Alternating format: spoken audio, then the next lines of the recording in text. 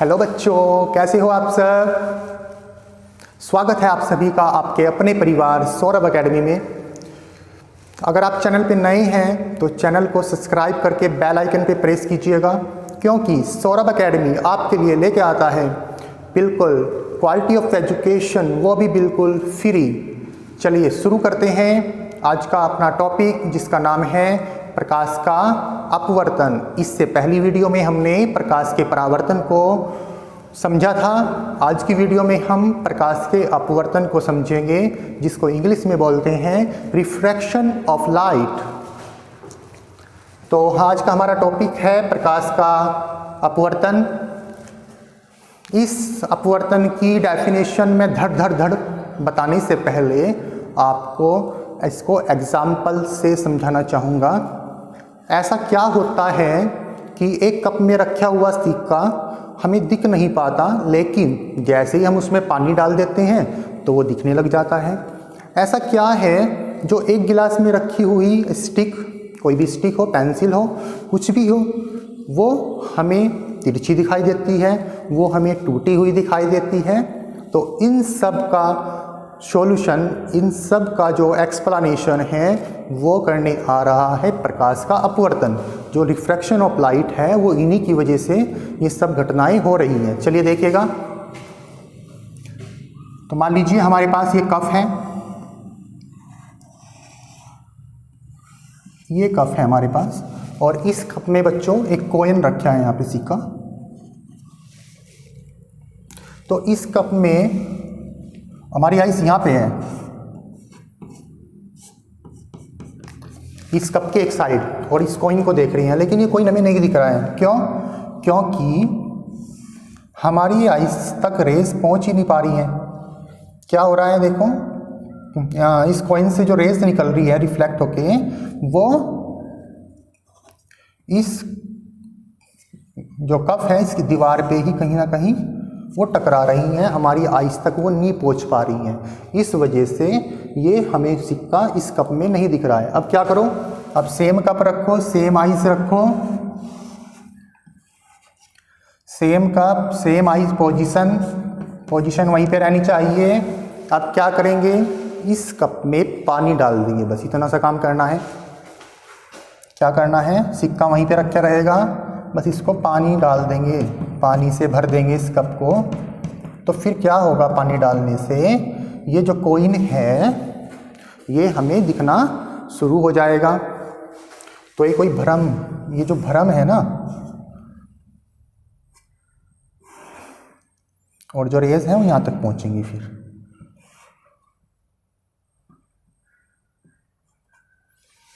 और ये कॉइन हमको दिखना स्टार्ट हो जाएगा।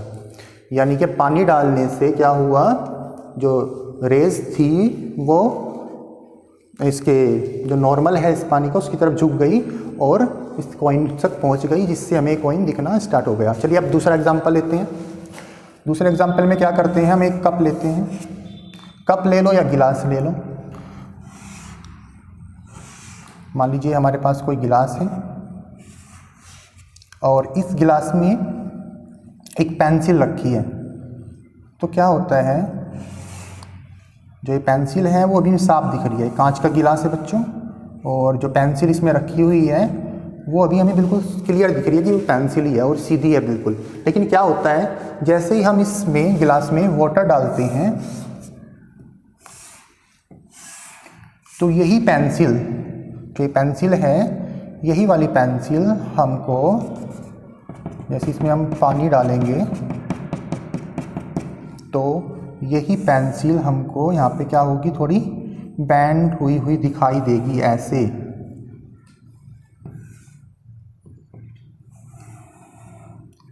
थोड़ी सी झुकी हुई दिखाई देगी। ये क्या हो रहा है कि पानी के डालने से उसमें कुछ चेंज आ रहा है, यानी कि जब मीडियम चेंज हो रहा है तो जो लाइट रेज हैं वो अपना रास्ता बदल रही हैं, है ना। ये रास्ता जो बदल रही है ना, वो यही क्या है, प्रकाश का अपवर्तन है। ठीक है, रिफ्रैक्शन ऑफ लाइट है। उम्मीद करता हूँ ये समझ चुके होंगे आप। चलिए अब इसकी हम डेफिनेशन की तरफ बढ़ते हैं, परिभाषा जो कि एग्ज़ाम में आपको लिखना पड़ेगा एग्जाम के लिए।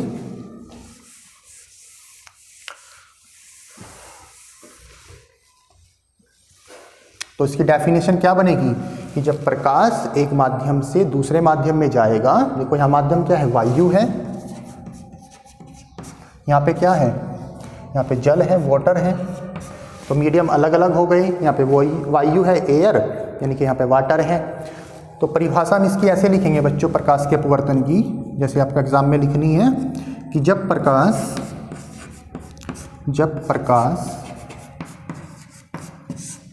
एक माध्यम से, नोट करते रहिएगा साथ साथ, जब प्रकाश एक माध्यम से दूसरे माध्यम में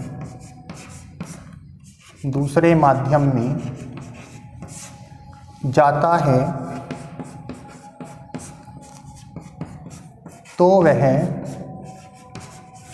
अपने मार्ग से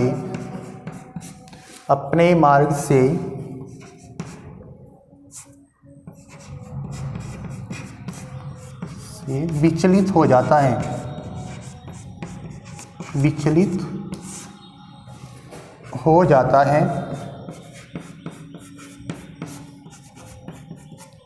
तो जब प्रकाश एक मीडियम से दूसरे मीडियम में जा रहा है तो वो अपने मार्ग से विचलित हो जाता है।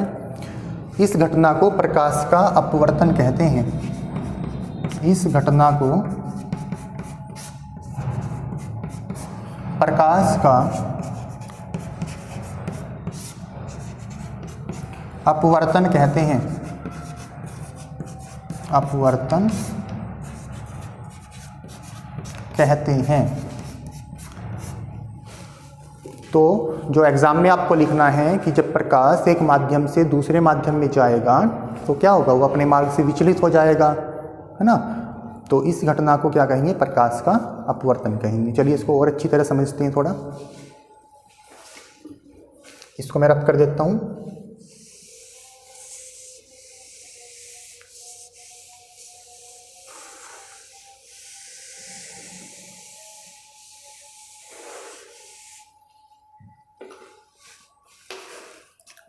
देखो मैं 2 डायग्राम बनाऊंगा, इनको अच्छी तरह समझ लेना। ये फर्स्ट, ये सेकंड। ये हमारे पास कोई सरफेस है, कोई पृष्ठ है जो 2 माध्यमों को अलग अलग करता है। मान लीजिए बच्चों, इस तरफ तो आपकी वायु है और इस तरफ आपका वाटर है, पानी है।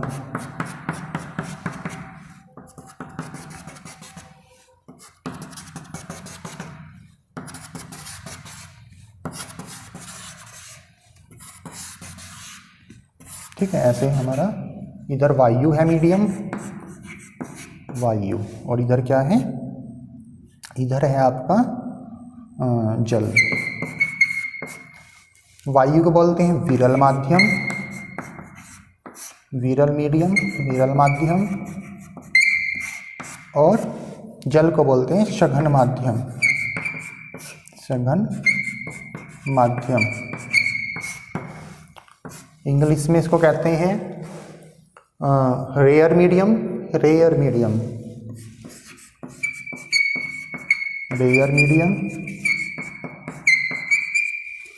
और इसको बोलते हैं डेंसर मीडियम, डेंसर मीडियम। ठीक है, तो जब लाइट रेस विरल माध्यम से सघन माध्यम में जाती हैं, इस पर मैं एक नॉर्मल ड्रॉ कर देता हूं, तो वह अपने अभिलंब की ओर झुक जाती हैं। ठीक है, जाना तो सीधा चाहिए था, लेकिन ऐसे ना जाकर थोड़ा झुक गई, जिस कारण वो पेंसिल हमें अभी टेढ़ी दिखाई दे रही थी। तो जब प्रकाश किरण, ये अभिलंब,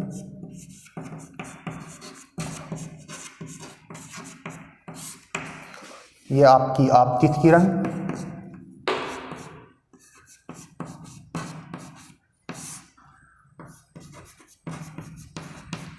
ये आपकी अपवर्तित किरण,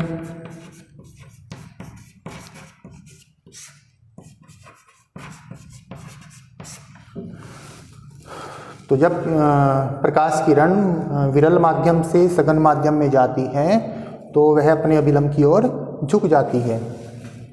और आपतित किरण अभिलंब के साथ जो कोण बनाती है वो आपतन कोण है, ये पहले बताया था मैंने, आपतन कोण, और जिसको हम आई से प्रदर्शित करते हैं। अपवर्तित किरण अभिलंब के साथ जो कोण बनाती है वो अपवर्तन कोण है और उसको आर से प्रदर्शित करते हैं। तो ये छोटा सा जो यहाँ पे बनना है ये आर है, अपवर्तन कोण, वर्तन कोण। ठीक है, अब इसका उल्टा कर दो। अब क्या करो, जो मीडियम फर्स्ट है इसको फर्स्ट मीडियम मान लो, इसको सेकंड मीडियम। फर्स्ट में तो कर दो वाटर या कांच वगैरह,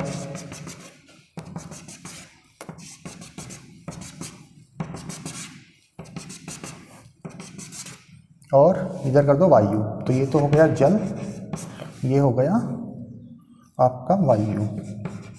जल जैसे सघन, इसके सापेक्ष सघन माध्यम हो गया, और वायु जैसे विरल माध्यम हो गया।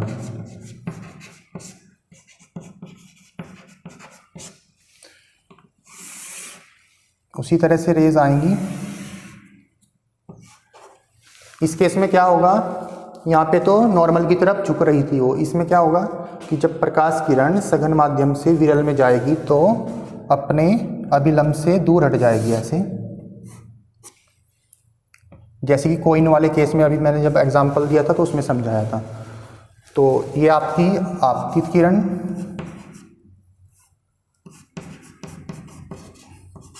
आपतित किरण, ये अपवर्तित किरण,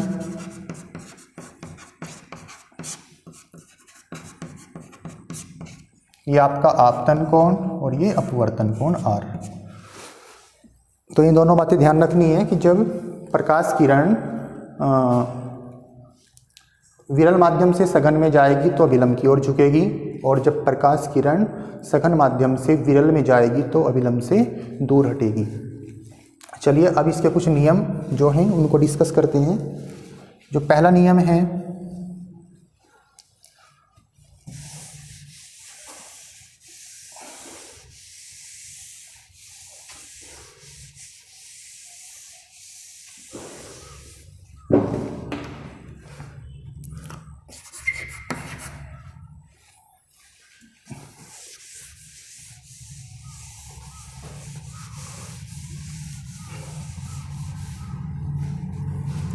जो अपवर्तन के लॉ हैं, नियम जो हैं इसके, वो निम्नलिखित 3 नियम होते हैं अपवर्तन के, ध्यान रखना है। पहला नियम जो है वो तो वही है, उसी तरह का है जैसे प्रकाश के परावर्तन में था, बस यहाँ पे थोड़ा सा चेंज आएगा। क्या कि आपतित किरण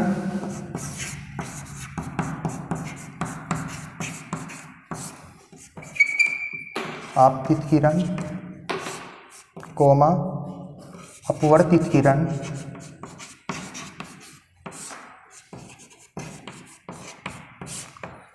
तथा आपतन बिंदु पर अभिलंब, आपतन बिंदु पर अभिलंब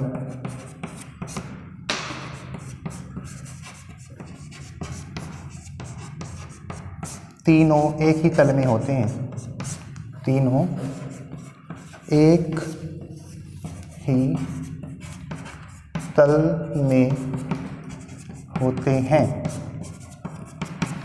ये तो पहला नियम है। दूसरा नियम क्या कहता है कि आपतन कोण की ज्या, ज्या में साइंस, और अपवर्तन कोण की ज्या का अनुपात एक नियतांक रहता है। आपतन कोण की ज्या, आपतन कोण आई की ज्या, ज्या बोलते हैं साइन को, यानी कि साइन आई, आपतन कोण की ज्या तथा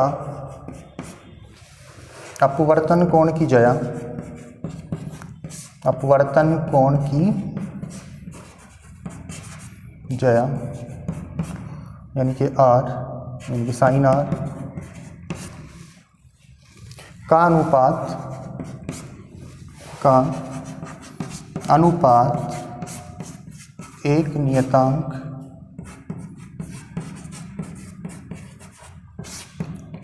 होता है। इट मीन्स जो sine i upon sine r है वो क्या होता है, कांस्टेंट के इक्वल होता है। और यहाँ पे वो कांस्टेंट क्या है, n2/n1, दूसरे माध्यम का अपवर्तनांक अपॉन पहले माध्यम का अपवर्तनांक। तो इस नियम को बोलते हैं स्नेल का नियम।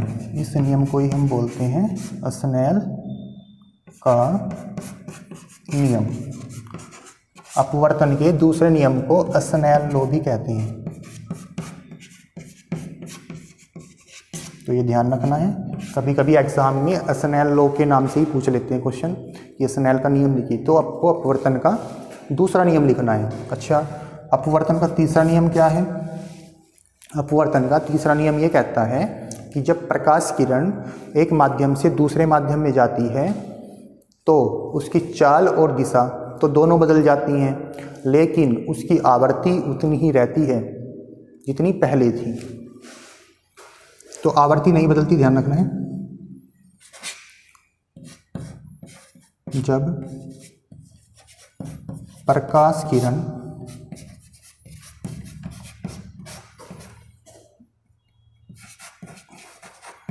एक माध्यम से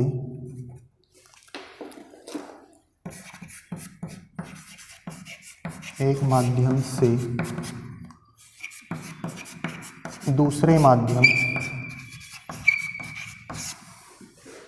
में जाती है तो उसकी चाल व दिशा दोनों बदलती हैं, दोनों बदल जाती हैं, परंतु आवृत्ति सेम रहती है, आवृत्ति नहीं बदलती। तो ये था प्रकाश के अपवर्तन का तीसरा नियम। उम्मीद करता हूँ आपको ये वीडियो बहुत पसंद आई होगी। आपको ये वीडियो पसंद आई होगी तो नीचे लाइक ज़रूर कीजिएगा और कमेंट करके बताइएगा कि आपको ये वीडियो कैसी लगी, और चैनल को सब्सक्राइब कीजिएगा, क्योंकि सौरभ अकेडमी देता है आपको क्वालिटी ऑफ एजुकेशन, वो भी बिल्कुल निःशुल्क। तो धन्यवाद, आज के लिए इतना ही, बाकी फिर मिलेंगे किसी वीडियो में।